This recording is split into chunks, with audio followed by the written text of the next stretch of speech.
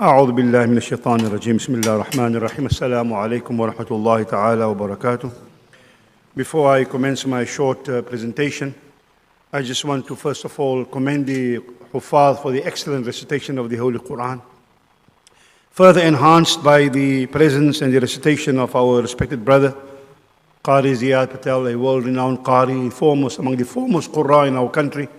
We are indeed blessed and honored to have people of their caliber and the capacity to be able to be with us and inshallah further beautify and supplement and enhance the beauty of the recitation. May Allah subhanahu wa ta'ala grant that He heightens them in paradise for each recitation of the Quran, and may He heighten us with Him who witness their recitation inshallah. Bismillah ar-Rahman ar-Rahim. As Muslims, we consider Islam as a faith and a way of life. Islam is a spring of our moral guidelines. It is our fountain of serenity, a source of our spiritual enlightenment. And Islam offers for us ethical guidance that fills our lives with tranquility and that motivates us to compassion. Yet, in the minds of many in the world, perhaps due to deliberate misrepresentation by the media and some quarters, Islam has been associated with what can be described as a tremendous amount of negativity, intolerance, persecution, and violence. This, despite the fact that we say, كالمسلمين نؤمن بدين السلام ودين الإسلام ونعبد الرحمن ونتبع رحمة للعالمين. We are of those who believe in the deen of Islam, of submission, the deen of peace. We worship the Lord of mercy and we follow the Prophet who came as a mercy unto the universe. We subscribe to that deen of peace, subscribe to that deen and worship that Lord of compassion, and we find therefore everything from the revealer, the messenger and the message and manifestation of compassion and of mercy.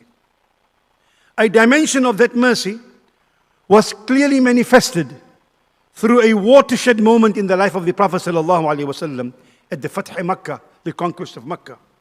A major incident in the history of Islam, a turning point in the history of humankind that occurred around this day, 20th, 21st of Ramadan, in the 8th year of Hijrah. And to contextualize the event, we acknowledge the fact that Prophet Muhammad ﷺ, as we know, was ostracized by his own people for his faith, by the very people who had called him as-Sadiq and al-Amin. They called him the truthful and the trustworthy. His detractors and opponents persecuted him and his family. He was persecuted, ostracized, victimized, threatened with death.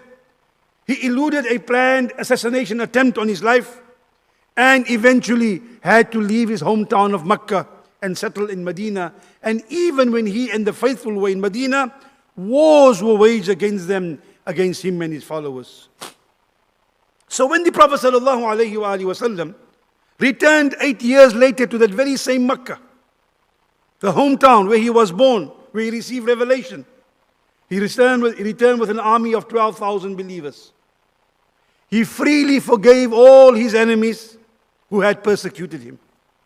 This incident serves as a benevolent example of a sublime character of khuluqun azim at its peak. And it was in reference to this scene and this incident and this event in the Rasul's life, this historic, compassionate example, that a British historian, not a Muslim, a British historian and archaeologist by the name of Stanley Lane Poole says about that event which I'm referring to on this day that occurred in the 8th year of Hijrah. And I quote, "The day of Muhammad's greatest triumph over his enemies was also the day of the greatest victory over himself. He freely forgave the Quraysh all the years of sorrow and cruel scorn which they had afflicted him, and he gave amnesty to the population of Makkah. The Muslim army followed his example, entered quietly and peacefully, and some say No tree was cut down, no water was polluted, no aged one was humiliated, no house was robbed, no woman was insulted. It was thus that Muhammad entered again his native city of Mecca. Through all the annals of conquest, there's no triumphant entry comparable to this one. Unquote. You see, this major incident in the life of the Prophet set a standard of unequaled compassion. They scorned him, they humiliated his people, they waged war against him, they confiscated their property, they boycotted them, they killed some of them.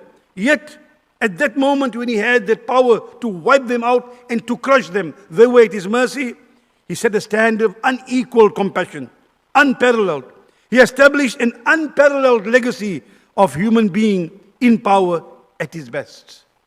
You see, it served as a magnanimous example of the magnificence of his charisma and his leadership. Uswatun hasana indeed. It reflected the depth of emotional wisdom and the pinnacle of spiritual strength to be able to overcome your anger, your hatred, your victimization, and still say, I forgive you. This is our leader. A leader of compassion, not of terror, who brought the teaching of peace, not of war, a religion of principle, not of oppression. He is our leader, patient in struggle, benevolent in character, and compassionate even in victory. Sheikh Saadi Shirazi therefore said so beautifully, بلغ العلا بكماله كشف الدجى بجماله حسنت جميع خصاله صلوا عليه وآله. That Prophet who reached the highest peak by the sublimeness of his character. He removed darkness by his beauty and beautiful ways. Excellent are all his achievements and all his characteristics. صلوا عليه وآله. Salutation upon him and his family. أقول قولي هذا وأستغفر الله والسلام عليكم ورحمة الله.